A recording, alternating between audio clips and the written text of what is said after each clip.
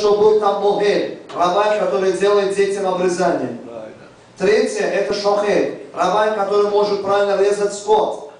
Четвертое, доктор. Обязательно там, где живут евреи, надо, чтобы там была больница, доктор, чтобы можно было оказать медицинскую помощь.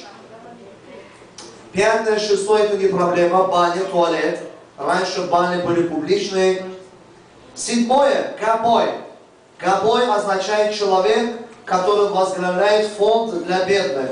Он должен распределять деньги для бедных. Сегодня габой – это тот, кто агавбой, хорошо сепардора продает. Восьмое, судья.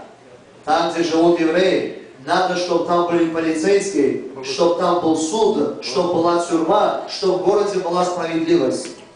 Девятое, софер. Надо, чтобы в городе был человек, который может писать сепартура, тфилин, музо. И десятое, что вы думаете, там, где евреи живут, что надо иметь? Микве. Раньше миквы не было. Раньше люди брали лом, зимой ломали лед и окунались в озере. Микве обязательно. Ешива. Почему кладбище не упоминается здесь? Да, скажи. Кладбище же необходимо. Кстати, когда евреи приехали в Америку, первым долгом они открыли кладбище. Почему кладбище здесь не написано?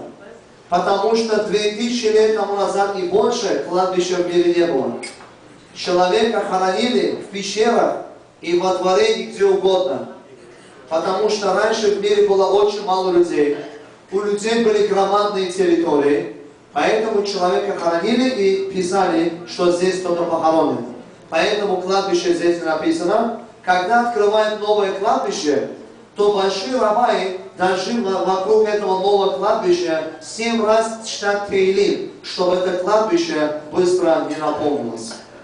Сегодня мы рады видеть братья Ильясовых, господин Юра Муравоев, племянники. Если вы не возражаете, мы дадим слово Карабоевичу. Пожалуйста, Муравоев.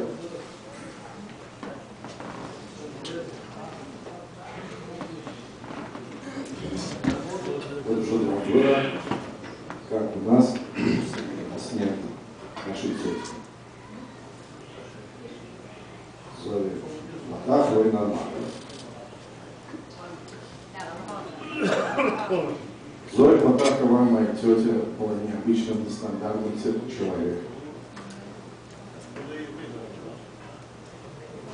Все в ней говорилось, что она должна принадлежать не только семье, но и также обществу, народу. Она никогда не была равнодушна к политическим, общественным всяким мероприятиям. Почему это так? Ну, нужно начать с нашей бабушки Юрия Балски. Все 4 детей, они были общественными. Кто не знает Розу Фатахову? Все знают. Кто не знает Клару Ильясову, которая Фатахова, которая была общественная, которую все знали, весь Самарканд знал. Душанбе знал Розу Фатахову, Розу Балки.